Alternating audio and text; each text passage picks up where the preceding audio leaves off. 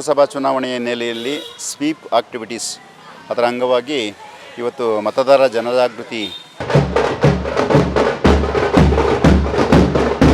April 26ರಂದು ನಡೆಯುವಂಥ ಲೋಕಸಭಾ ಚುನಾವಣೆಗೆ ಎಲ್ಲ ಮತದಾರ ಬಂದು ಮತದಾನ ಕೇಂದ್ರಕ್ಕೆ ಬಂದು ಯಾವುದೇ ಆಸೆ ಆಮಿಷಗೆ ಒಳಗಾಗದೆ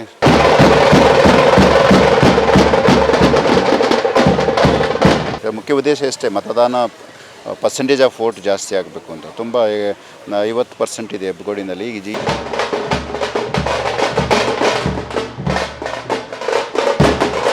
ಭಾರತದಲ್ಲಿ ಪ್ರಜಾಪ್ರಭುತ್ವದ ಹಬ್ಬ ಆರಂಭಗೊಂಡಿದೆ. ಈ ಒಂದು ಸಾರ್ವತ್ರಿಕ ಚುನಾವಣೆಗೆ ರಾಜ್ಯದಲ್ಲಿ ಮೊದಲನೇ ಹಂತದ ಚುನಾವಣೆಗೆ ನಾಮಪತ್ರಗಳ ಸಲ್ಲಿಕೆ ಎಲ್ಲೆಡೆಯೂ ಕೂಡ ಭರದಿಂದ ಸಾಗಿದೆ. ಇದರ ನಡುವೆ ಈ ಒಂದು ಸಾರ್ವತ್ರಿಕ ಚುನಾವಣೆಯಲ್ಲಿ ಪ್ರತಿಯೊಬ್ಬರು ಕೂಡ ಕಡ್ಡಾಯವಾಗಿ ಮತದಾನ ಮಾಡಲೇಬೇಕು, ಅದು ನಮ್ಮ ಹಕ್ಕು. ಹಾಗೆಯೇ ನಾವು ಆರಿಸಿದಂತ ಜನಪ್ರತಿನಿಧಿಗಳು ಈ ಒಂದು ದೇಶದ ಅಭಿವೃದ್ಧಿಗೆ ಮತ್ತು ಸಮಾಜದ ಒಳಿತಿಗೆ ಕೆಲಸ ಮಾಡಬೇಕು ಎನ್ನುವಂತ ತೀರ್ಪನ್ನ ನೀಡಬೇಕಾಗಿರುವುದರಿಂದ ಜನರಲ್ಲಿ ಮತದಾನದ ಬಗ್ಗೆ ಜಾಗೃತಿಯನ್ನು ಮೂಡಿಸುವಂತ ನಿಟ್ಟಿನಲ್ಲಿ ಆನೇಕಲ್ ತಾಲೂಕಿನ ಹೆಬ್ಬಗೋಡಿ ನಗರಸಭೆಯ ಕಮಿಷನರ್ ಆಗಿರುವ ನರಸಿಂಹಮೂರ್ತಿರವರು ಮತ್ತು ಸ್ವೀಪ್ ಕಂಪನಿಯ ಮುಖಸ್ಥರುಗಳ ಜಂಟಿ ಸಂಯೋಜಕತ್ವದಲ್ಲಿ ಈ ಒಂದು ಮತದಾರರಲ್ಲಿ ಜಾಗೃತಿ ಮೂಡಿಸುವ ಅಭಿಯಾನ ಹೆಬ್ಬಗೋಡಿ ನಗರಸಭೆಯ ಸಂಪಿಗೆ ನಗರ ಕಂಸಂದ್ರದಲ್ಲಿ ಆಯೋಜನೆಗೊಂಡಿತ್ತು. ಇದಕ್ಕೆ ಎಲ್ಲ ಪೌರ ಕಾರ್ಮಿಕರು ಹಾಗೆಯೇ ಆಶಾ ಕಾರ್ಯಕರ್ತೆಯರು, ಸಾರ್ವಜನಿಕರು ಮತ್ತು ವಿದ್ಯಾರ್ಥಿಗಳು ಭಾಗವಹಿಸಿದ್ದರು. ಮತದಾನದ ಪಾವಿತ್ರ್ಯತೆ, ಮತದಾನದ ಹಕ್ಕು, ಮತದಾನ ಎಷ್ಟು ಮುಖ್ಯವಾದದ್ದು ಎಂಬುದರ ಅರಿವು ಮೂಡಿಸುವಂತಹ ಸಲುವಾಗಿ ಈ ಒಂದು ಕಾರ್ಯಕ್ರಮವನ್ನು ಹಮ್ಮಿಕೊಳ್ಳಲಾಗಿತ್ತು. ಕಾರ್ಯಕ್ರಮದ ಎಲ್ಲ ದೃಶ್ಯಗಳನ್ನು ನೋಡೋಣ ಬನ್ನಿ.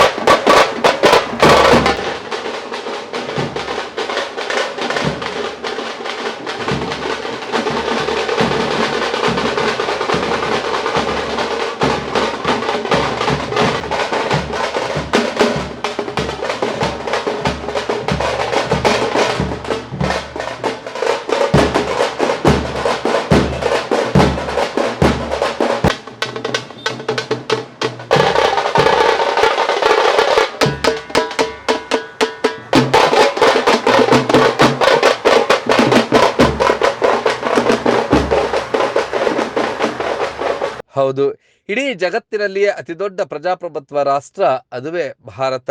ಭಾರತದಲ್ಲಿ ಒಟ್ಟು ಜನಸಂಖ್ಯೆ 144 ಕೋಟಿಯ ಪೈಕಿ 98 ಕೋಟಿ ಮತದಾರರನ್ನು ಹೊಂದಿರುವಂತಹ ಈ ಒಂದು ದೇಶ ಅತಿ ಹೆಚ್ಚು ಸಂಭ್ರಮ ಸಡಗರದಿಂದ ಚುನಾವಣೆಗಳಲ್ಲಿ ಪಾಲ್ಗೊಳ್ಳಬೇಕು ಮತ್ತು ಕಡ್ಡಾಯವಾಗಿ ಮತದಾನವನ್ನು ಚಲಾಯಿಸಬೇಕು ಅಂತ ಹೇಳಿ ಈ ಒಂದು ಕಾರ್ಯಕ್ರಮ ಹಮ್ಮಿಕೊಳ್ಳಲಾಗಿತ್ತು.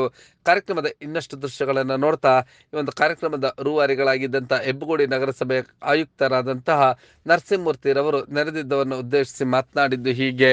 ವರ್ಷಕ್ಕೊಮ್ಮೆ ನಡೆಯುವಂತಹ ಚುನಾವಣೆಯಲ್ಲಿ ನೀವು ತಮ್ಮ ಅತಿ ಅಮೂಲ್ಯವಾದ ಮತವನ್ನು ಚಲಾಯಿಸುವ ಮೂಲಕ ಅತ್ಯುತ್ತಮ ಸರ್ಕಾರವನ್ನು ರಚನೆ ಮಾಡೋದಕ್ಕೆ ಸಾಧ್ಯವಾಗುತ್ತೆ. ಆಗ ಮಾತ್ರ ನಿಮ್ಮ ಒಂದು ಮತದಾನಕ್ಕೆ ಬೆಲೆ ಬರ್ತದೆ. ಮತವನ್ನು ಚಲಾಯಿಸ್ತಾ ಇದ್ರೆ ನೀವು ಸಂವಿಧಾನಕ್ಕೆ ಮಾಡಿದಂಥ ಅಪಮಾನ, ನಿಮ್ಮ ಹಕ್ಕನ್ನು ಚಲಾಯಿಸಿ ಮಾಡದೇ ಇದ್ರೆ ಸಂವಿಧಾನಕ್ಕೆ ಮಾಡಿದಂಥ ಅಪಮಾನ. ನಿಮಗೆ ಯಾವುದೇ ರೀತಿಯ ನಿಮ್ಮ ಚುನಾವಣಾ ಪ್ರತಿನಿಧಿಗಳಿಗೆ ಅಥವಾ ಸರ್ಕಾರಕ್ಕೆ ನೀವು ಯಾವುದೇ ರೀತಿಯ ಸವಲತ್ತನ್ನು ಕೇಳೋದಕ್ಕೆ ನಿಮಗೆ ಯಾವುದೇ ರೀತಿಯ ಹಕ್ಕು ಇರೋದಿಲ್ಲ. ನಿಮಗೆ ನೈತಿಕವಾದಂಥ ಹಕ್ಕು ಇರೋದಿಲ್ಲ. ನೀವು ಮತವನ್ನು ಚಲಾಯಿಸಿ ಇದಾಗ ಮಾತ್ರ ನೀವು ಸರ್ಕಾರವನ್ನು ನಿಮ್ಮ ಸವಲತ್ತನ್ನು ಕೇಳೋದಕ್ಕೆ ಸಾಧ್ಯ ಆಗುತ್ತೆ. ಆದ್ದರಿಂದ ಎಲ್ಲ ಮತದಾರರು ಇದೇ 26ರಂದು ನಡೆಯುವಂಥ ಲೋಕಸಭಾ ಚುನಾವಣೆಗೆ ಕಡ್ಡಾಯವಾಗಿ ತಮ್ಮ ತಮ್ಮ ಮತದಾನ ಕೇಂದ್ರಕ್ಕೆ ಹೋಗಿ ಮತವನ್ನು ಚಲಾಯಿಸಬೇಕು. ಇದು ಅತ್ಯಮೂಲ್ಯವಾದಂಥ ಕಳಕಳಿಯ ಮನವಿ. ಹೆಬ್ಬಗೋಡಿ ನಗರಸಭೆಯಿಂದ ತಮ್ಮಲ್ಲಿ ಎಲ್ಲ ಮತದಾರರು ಮನವಿ ಮಾಡ್ತಾ ಇದ್ವಿ. ನಾವು ಮತದಾನ ಕೇಂದ್ರಕ್ಕೆ ಹೋಗಿ ಮತವನ್ನು ಚಲಾಯಿಸಬೇಕು. ಮತವನ್ನು ಚಲಾಯಿಸಿದಾಗ ಮಾತ್ರ ನೀವು ಹೆಮ್ಮೆಯಿಂದ ನಾನು ಭಾರತದ ಪ್ರಜೆ ಅಂತ ಹೇಳ್ಕೊಳ್ಳೋದಕ್ಕೆ ಸಾಧ್ಯ ಆಗುತ್ತೆ. ಇಲ್ಲದೆ ಹೋದರೆ ನೀವು ಮತವನ್ನು ಚಲಾಯಿಸದೆ ನೀವು ನಿಮ್ಮ ಮತ ಏನಕ್ಕೆ ನಮ್ಮ ಮತದಾನ ಕೊಟ್ಟು ಕೂಡ ಪ್ರಯೋಜನ ಆಗೋದಿಲ್ಲ. ನಮಗೇನು ಓಟ್ ಹಾಕಿದ್ರೆ ಏನು ಪ್ರಯೋಜನ? ನಾವು ಯಾಕೆ ಓಟ್ ಹಾಕಬೇಕು ಅಂದರೆ ಈ ಓಟ್ ಹಾಕಿದಾಗ ಮಾತ್ರ ನಿಮ್ಮ ಹಕ್ಕನ್ನು ನಿಮ್ಮ ಕೇಳೋದಕ್ಕೆ ಸರ್ಕಾರಕ್ಕೆ ಸಾಧ್ಯ ಆಗುತ್ತೆ. ಇಲ್ಲದೆ ಹೋದರೆ ನಿಮಗೆ ಯಾವುದೇ ರೀತಿಯ ಯಾವುದೇ ಸವಲತ್ತನ್ನು ಕೇಳೋದಕ್ಕೆ ನಿಮಗೆ ನೈತಿಕ ಹಕ್ಕು ಇರೋದಿಲ್ಲ. ಅತ್ಯುತ್ತಮವಾದಂಥ ಸರ್ಕಾರವನ್ನು ರಚನೆ ಮಾಡೋದಕ್ಕೆ ನಿಮ್ಮ ಪ್ರತಿನಿಧಿಗಳನ್ನು ರಚನೆ ಲೋಕಸಭಾ ಚುನಾವಣೆಯಲ್ಲಿ ತಾವೆಲ್ಲರೂ ತಮ್ಮ ಹಕ್ಕಾದ ಮತವನ್ನು ನೀಡಿ ನಿಮ್ಮ ಇಚ್ಛೆಯಿಂದ ಸರ್ಕಾರವನ್ನು ರೂಪಿಸಿಕೊಳ್ಳಬೇಕು. Please do exercise your votes in these Lok Sabha elections and exercise the constitutional right that you have got. All of you are eligible to get these basic facilities from the government only if you vote. So since you have got the right to vote, please do exercise your oaths and elect your wishing candidate and form the eligible government also. ಇವತ್ತು ಇದೇ 26ರಂದು April 26ರಂದು Lok Sabha ಚುನಾವಣೆ ನಿಗದಿಯಾಗಿದೆ. ಪ್ರತಿ 5 ವರ್ಷಕ್ಕೊಂದೇ ಬರುವಂಥ ಈ ಚುನಾವಣೆ ಒಂದು ಕೇಂದ್ರಕ್ಕೆ ಹೋಗಿ ಮತವನ್ನು ಚಲಾಯಿಸಬೇಕಾಗುತ್ತೆ. ಮತದಾನವನ್ನು ಚಲಾಯಿಸದೇ ಇದ್ದರೆ ನಿಮ್ಮ ಮತದಾನ ವೇಸ್ಟ್ ಆಗುತ್ತೆ. ಮತ್ತು ನೀವು ಯಾವುದೇ ರೀತಿಯ ಸರ್ಕಾರದಿಂದ ಸವಲತ್ತನ್ನು ಕೇಳೋದಕ್ಕೆ ನಿಮ್ಗೆ ಯಾವ ರೀತಿಯ ಹಕ್ಕು ಇರೋದಿಲ್ಲ. ಅದನ್ನು ನಿಮಗೆ ಕೊಟ್ಟಿರುವಂಥ ಮತದಾನ ಹಕ್ಕನ್ನು, ಸಂವಿಧಾನ ಕೊಟ್ಟಿರುವಂಥ ಮತದಾನ ಹಕ್ಕನ್ನು ನೀವು ಚಲಾಯಿಸಬೇಕು. ಚಲಾಯಿಸೋದ್ರ ಮೂಲಕ ನಾನು ಹೆಮ್ಮೆಯ ಭಾರತೀಯ. ಹಾಗೆ ಆಶಾ ಕಾರ್ಯಕರ್ತೆಯರು ಮತ್ತು ಅಂಗನವಾಡಿಯ ಕಾರ್ಯಕರ್ತೆಯರು, ಪೌರ ಕಾರ್ಮಿಕರು ಎಲ್ಲರೂ ಕೂಡ ಈ ಒಂದು ಭಿತ್ತಿ ಪತ್ರಗಳನ್ನು ಮನೆ ಮನೆಗೆ ತಲುಪಿಸಿ ಎಲ್ಲರೂ ಕೂಡ ಕಡ್ಡಾಯವಾದಂಥ ಮತದಾನದಲ್ಲಿ ಪಾಲ್ಗೊಳ್ಬೇಕು ಅಂತೇಳಿ ಕರೆ ನೀಡಿದ್ದು ಹೀಗೆ.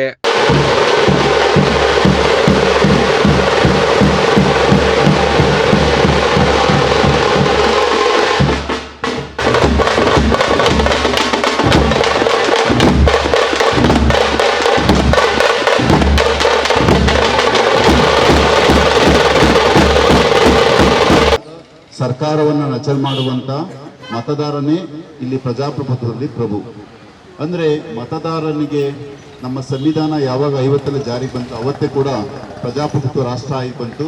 ಪ್ರಜಾಪ್ರಭುತ್ವ ರಾಷ್ಟ್ರದಲ್ಲಿ ನಮಗೆ ಚುನಾವಣೆ ನಮ್ಮ ಪ್ರತಿನಿಧಿಗಳನ್ನು, ಅಂದರೆ ಎಲ್ಲ ಜನ ಹೋಗಿ ಸರ್ಕಾರ ಮಾಡೋಕ್ಕಾಗಲ್ಲ, ಅದಕ್ಕೆ ನಮ್ಮ ಪರವಾಗಿ ಪ್ರತಿನಿಧಿನ ಆಯ್ಕೆ ಮಾಡೋದಕ್ಕೆ ಒಂದು ವ್ಯವಸ್ಥೆ ಇದೆ ಸಂವಿಧಾನದ ಪ್ರಕಾರ. ಆ ವ್ಯವಸ್ಥೆ ಮಾಡೋದಕ್ಕೆ ಮತದಾನದ ಮೂಲಕ ನಮ್ಗೆ ಇಷ್ಟ ಬಂದ ಪ್ರತಿನಿಧಿಯನ್ನು ಆಯ್ಕೆ ಮಾಡ್ಬೋದು. ಅದು ರಾಜ್ಯ ವಿಧಾನಸಭೆಗೆ ಆಗ್ಬೋದು, ಲೋಕಸಭೆಗೆ ಆಗ್ಬೋದು. ಅದು ಪ್ರತಿ 5 ವರ್ಷಕ್ಕೊಮ್ಮೆ ಬರ್ತದೆ ಈ ಚುನಾವಣೆ. ಈ ಚುನಾವಣೆಯಲ್ಲಿ ಮತದಾರ ಪ್ರಭು ಏನಿದ್ದಾನೆ ಅವನೇ ಪ್ರಭು. ಆಯ್ಕೆಯಾದಂಥ ಚುನಾವಣಾ ಪ್ರತಿನಿಧಿಯನ್ನ, ನಿಮ್ಮ ಪ್ರತಿನಿಧಿಯನ್ನ, ಅದು MLA ಇರಲಿ, MP ಇರ್ಬೋದು, ಯಾರಾದರೂ ಪ್ರತಿನಿಧಿಯನ್ನ ನಿಮ್ಗೆ ಏನು ಹಕ್ಕು ಬೇಕು ಅಂತ ಕೇಳೋದಕ್ಕೆ ನಿಮಗೆ ಎಲ್ಲ ರೀತಿಯ ಹಕ್ಕು ಇದೆ. ನಮಗೆ ಅದು ಮಾಡಿಕೊಡಿ, ಇದು ಮಾಡಿ, ಸವಲತ್ತನ್ನು ಮಾಡಿಕೊಡಿ ಅಂತ ಕೇಳೋದಕ್ಕೆ ನಿಮಗೆ ಅಧಿಕಾರ ಇದೆ. ಯಾಕೆಂದರೆ ನೀವು ಚುನಾವಣೆಯಲ್ಲಿ ಮತದಾನ ಮಾಡಿ ಚುನಾಯಿಸಿದಂಥ ಪ್ರತಿನಿಧಿ. ನೀವೇನು ಮಾಡದೇ ಇದ್ರೆ, ಮತದಾನವನ್ನು ಮಾಡದೇ ಇದ್ರೆ, ಮನೇಲಿ ಮಲ್ಕೊಂಡ್ಬಿಟ್ಟು ನಮಗೆ ನೀರಿಲ್ಲ, ರೋಡ್ ಇಲ್ಲ, ಅದಿಲ್ಲ, ಇದಿಲ್ಲ ಅಂದರೆ ಯಾರು ಕೇಳ್ತಾರೆ? ಸರ್ಕಾರ ಇನ್ನು ಫಸ್ಟ್ ಹೋದರೆ MLA MP ನೀನು ಓಟ್ ಹಾಕಿದ್ಯಾ ಅಂದರೆ ಇಲ್ಲ ಅಂದರೆ ನನ್ನ ಮಕ್ಕಳಿಗೆ ಕಳಿಸ್ತಾರೆ, ನೀನು ಹೋಗೋದು. ಅದರಿಂದ ನಾವು ಮತದಾನ ಮಾಡಿದಾಗ ಮಾತ್ರ ನಮ್ಮ ಪ್ರತಿನಿಧಿಯನ್ನ ಯಾವುದೇ ರೀತಿ ಸವಲತ್ತನ್ನು ಅಥವಾ ಸರ್ಕಾರವನ್ನು ಕೇಳೋದಕ್ಕೆ ಸಾಧ್ಯ ಆಗುತ್ತೆ. ಅದರಿಂದ ಮತದಾನ ಒಂದು ಪವಿತ್ರವಾದಂಥ ಒಂದು ಕೆಲಸ, ಮತದಾನ ಮಾಡೋದು. ಇದೇ ಸಂದರ್ಭದಲ್ಲಿ ಸ್ವೀಪ್ ಕಂಪನಿಯ ಮುಖ್ಯಸ್ಥರು ಕೂಡ ತಮ್ಮ ಅನಿಸಿಕೆಗಳನ್ನು ಹಂಚಿಕೊಂಡಿದ್ದು ಹೀಗೆ. ಲೋಕಸಭಾ ಚುನಾವಣೆಯ ನೆಲೆಯಲ್ಲಿ ಸ್ವೀಪ್ ಆಕ್ಟಿವಿಟೀಸ್ ಅದರ ಅಂಗವಾಗಿ ಇವತ್ತು ಮತದಾರ ಜನಜಾಗೃತಿ ಜಾಥಾವನ್ನು ನಾವು ಹಮ್ಮಿಕೊಂಡಿದ್ದೀವಿ ನಗರಸಭೆ ವತಿಯಿಂದ. ಇವತ್ತು ಇಲ್ಲಿ ಕಮಸಂದ್ರ ವಿಭಾಗದ ಎಲ್ಲ ಮುಖ್ಯ ರಸ್ತೆಗಳಲ್ಲಿ ಕೂಡ ನಾವು ಜಾಗೃತಿ ಕಾರ್ಯಕ್ರಮ ಹಮ್ಮಿಕೊಂಡು ಎಲ್ಲ ಜನಜಾಗೃತಿಯನ್ನು ಮೂಡಿಸಿ ನಾವು ಹೇಳಿದ್ದೀವಿ. ಅಂದರೆ ಇವತ್ತು ಎಲ್ಲ ಮತದಾರರು ಏಪ್ರಿಲ್ 26ರಂದು ಲೋಕಸಭಾ ಚುನಾವಣೆ ನಡೆಯುವಂಥ ಲೋಕಸಭಾ ಚುನಾವಣೆಗೆ ಎಲ್ಲ ಮತದಾರರು ಬಂದು ಮತದಾನ ಕೇಂದ್ರಕ್ಕೆ ಬಂದು ಯಾವುದೇ ಆಸೆ ಆಮಿಷೆಗೆ ಒಳಗಾಗದೆ ಸ್ವಯಂ ಪ್ರೇರಿತರಾಗಿ ಬಂದು ಮತವನ್ನು ಚಲಾಯಿಸಬೇಕು ಅಂತ ನಾವು ವಿನಂತಿ ಮಾಡಿದ್ದೀವಿ. ಅಂದ್ಕೊಂಡಿದ್ದರಂತೆ ಎಲ್ಲ ಬಂದು ಇವತ್ತು 70%ಕ್ಕೂ ಎಷ್ಟು ಮತದಾನ ಆಗುತ್ತೆ ಅಂತ ನಾವು ಈ ಸರಿ ಅಂದ್ಕೊಂಡಿದ್ದೀವಿ. ಈಗ ಇನ್ನೂ ಒಂದು ರೌಂಡು ನಾವು ಮಾಡ್ತೀವಿ ಸ್ವೀಪ್ ಕಾರ್ಯಕ್ರಮ. ಚುನಾವಣೆ ನಡೆಯೋವರೆಗೂ ನಾವು ಮಾಡ್ತೀವಿ. ನೆಕ್ಸ್ಟು ಯಾವುದು ಅತಿ ಕಡಿಮೆ ಮತದಾನ ಕೇಂದ್ರ ಇದೆ ಆ ಕೇಂದ್ರಗಳಿಗೆ ಮನೆ ಮನೆ ವಿಸಿಟ್ ಮಾಡಿ ಅವ್ರಿಗೆ ಹ್ಯಾಂಡ್ ಬಿಲ್ ಕೊಟ್ಟು ಅಲ್ಲೂ ಕೂಡ ಸಾರ್ವಜನಿಕ ಮತದಾರರಿಗೆ ಅರಿವನ್ನು ಮೂಡಿಸೋ ಕಾರ್ಯಕ್ರಮವನ್ನು ಮಾಡ್ತೀವಿ ನಾವು. ಇದರ ಮುಖ್ಯ ಉದ್ದೇಶ ಅಷ್ಟೇ, ಮತದಾನ ಪರ್ಸೆಂಟೇಜ್ ಆಫ್ ವೋಟ್ ಜಾಸ್ತಿ ಆಗಬೇಕು ಅಂತ. ತುಂಬ 50% ಇದೆ ಹೆಬ್ಬಗೋಡಿನಲ್ಲಿ, ಈಗ ಸ್ವಲ್ಪ 35-50% ಹೋಗಿದೆ. ಕೇವಲ 4-7 ಮತದಾರ ಕಟ್ಟೆಗಳಲ್ಲಿ ಮಾತ್ರ ಬಿಲೋ 40% ಇದೆ. ಅದಕ್ಕೆ ನಾವು ಕಾನ್ಸಂಟ್ರೇಟ್ ಮಾಡ್ತಾಯಿದ್ದೀವಿ. ಈಗ ನೆಕ್ಸ್ಟು ಆ ಪರ್ಟಿಕ್ಯುಲರಿ ಮೈಕ್ರೋ ಪ್ರೋಗ್ರಾಮ್ ಮಾಡಿಕೊಂಡು ಪ್ಲಾನ್ ಮಾಡಿಕೊಂಡು ಆ ಕೇಂದ್ರಗಳಿಗೆ ನಾವೆಲ್ಲ ಪ್ರತಿಯೊಬ್ಬ ಮತದಾರ ಮನೆಗೂ ವಿಸಿಟ್ ಮಾಡಿ ಏನು ಬಿಲೋ 40% ಇದೆ ಆ ಒಂದು ಮತದಾನ ಕೇಂದ್ರ ಎಲ್ಲ ಪ್ರತಿ ಮನೆಗೂ ವಿಸಿಟ್ ಮಾಡ್ತೀವಿ. ಈಗ ಕಾಮನ್ ಎಲ್ಲ ಕಡೆ ನಾವು ಜಾಥಾಗಳನ್ನು ಮಾಡಿದ್ದೀವಿ. ಈಗ ನೆಕ್ಸ್ಟ್ ವಿಶೇಷವಾಗಿ ಬಿಲೋ 40% ಇರೋ ಪೋಲಿಂಗ್ ಸ್ಟೇಷನಲ್ಲಿರೋ ಮನೆಗಳಿಗೆ ವಿಸಿಟ್ ಮಾಡ್ತೀವಿ. ನಮ್ಮ ಮುಖ್ಯ ಉದ್ದೇಶ ಅಷ್ಟೇ, ಸ್ವೀಪ್ ಕಾರ್ಯಕ್ರಮ ಮುಖ್ಯ ಉದ್ದೇಶ ಪ್ರತಿಯೊಬ್ಬ ಮತದಾರರಿಗೆ ಜಾಗೃತಿನ ಮೂಡಿಸಿ ಮತದಾನ ಕೇಂದ್ರಕ್ಕೆ ಬಂದು ಮತವನ್ನು ಚಲಾಯಿಸಬೇಕು. ಆಗ ಅತ್ಯಮೂಲ್ಯವಾದ ಮತವನ್ನು ಚಲಾಯಿಸಬೇಕು, ಪರ್ಸೆಂಟೇಜ್ ಆಫ್ ವೋಟ್ ಜಾಸ್ತಿ ಆಗಬೇಕು. ಈ ಉದ್ದೇಶ ಅಷ್ಟೇ ನಮ್ಮದು. ಅದಕ್ಕೋಸ್ಕರ ನಾವು ಅದನ್ನು ಅದನ್ನು ನಾವು ಬೀದಿ ನಾಟಕ ಒಂದು ಹೇಳಿದ್ದೀವಿ, ಒಂದು ಟೀಮ್ ಹೇಳಿದೆ, ಅದು ಬಂದು ಅದನ್ನು ಕೂಡ 3 ಕಡೆ ಮಾಡ್ತೀವಿ. ಅದೇ ಅದಕ್ಕೆ ಅಂದರೆ ನಮ್ಮಲ್ಲಿ ಹೆಬ್ಬಗೋಡಿ ನಗರಸಭೆ ವ್ಯಾಪ್ತಿಯಲ್ಲಿ ಎಲ್ಲೆಲ್ಲಿ ಒಂದು ಸರ್ಕಲ್ಗಳಿದೆ, ಜನಜಾಗೃತಿ ಜಾಥಾಗಿದೆ, ಅದು ಕೂಡ ಒಂದು ನಾವು ಹೇಳಿದ್ದೀವಿ ಒಂದು ಸಂಘಟನೆಗೆ ಅವ್ರು ಬಂದು ಮಾಡ್ತಾರೆ. ಸರ್, ಈ ಮತ ಅರಿವು ಸಂಜೆ ವೇಳೆ ಮತ್ತು ಬೆಳಗ್ಗೆ ಮಾಡಿದ್ರೆ ಅದನ್ನೇ ಸಾಯಂಕಾಲದೊತ್ತು ಮಾಡೋ ನೆಕ್ಸ್ಟ್ ಇದರಲ್ಲಿ ಅದೇ ಮಾಡ್ತೀವಿ. ಸಾಯಂಕಾಲದೊತ್ತು ಜನ ಜಾಗೃತಿ ಸಂಜೆ ಹೊತ್ತು ಕಾರ್ಯಕ್ರಮ ಮಾಡ್ಕೋತೀವಿ, ಇದು ಕರೆಕ್ಟ್ ಇದೆ, ಅದನ್ನು ಮಾಡ್ತೀವಿ. ನೆಕ್ಸ್ಟ್ ಮಾಡ್ಬೇಕಾದ್ರೆ ತಿರುಪಾಳೆ ಸೈಡಲ್ಲಿ ಸಾಯಂಕಾಲದ ಹೊತ್ತೇ ಮಾಡ್ತೀವಿ. ಒಟ್ಟಿನಲ್ಲಿ ಮತದಾನ ಎಂಬುವಂಥದ್ದು ಪವಿತ್ರವಾದಂಥ ಕೆಲಸ, ದೇಶವನ್ನು ಕಟ್ಟುವಂಥ ಕೆಲಸ. ನಮಗೆ ಬೇಕಾಗಿರುವಂತಹ ಸೂಕ್ತವಾದಂಥ ಅಭ್ಯರ್ಥಿಗಳನ್ನು ಆಯ್ಕೆ ಮಾಡಿಕೊಳ್ಳುವಂಥ ಈ ಒಂದು ಪ್ರಕ್ರಿಯೆಯಲ್ಲಿ ಎಲ್ಲರೂ ಕೂಡ ಕಡ್ಡಾಯವಾಗಿ ಮತದಾನವನ್ನು ಮಾಡಬೇಕು. ಎಲ್ಲೋ ದೂರದಿಂದ ಯಾವುದೋ ಕಮೆಂಟ್ಗಳನ್ನು ಮಾಡೋದು ಅಥವಾ ಟಿಪ್ಪಣಿಗಳನ್ನು ಮಾಡುವಂಥದ್ದು ಅಥವಾ ಟ್ವಿಟರ್ನಲ್ಲೋ ಅಥವಾ ಇನ್ಸ್ಟಾದಲ್ಲೋ ಇಲ್ಲ ಸಾಮಾಜಿಕ ಜಾಲತಾಣಗಳಲ್ಲಿ ಹರಿಬಿಡುವುದರಿಂದ ಪ್ರಯೋಜನವಿಲ್ಲ. ಕಡ್ಡಾಯವಾಗಿ ಎಲ್ಲರೂ ಮತದಾನವನ್ನ ಮಾಡಿದ್ರೆ ಸೂಕ್ತವಾದಂತಹ ಜನಪ್ರತಿನಿಧಿಗಳನ್ನ ಆಯ್ಕೆ ಮಾಡಿಕೊಳ್ಳಬಹುದಾಗಿದೆ.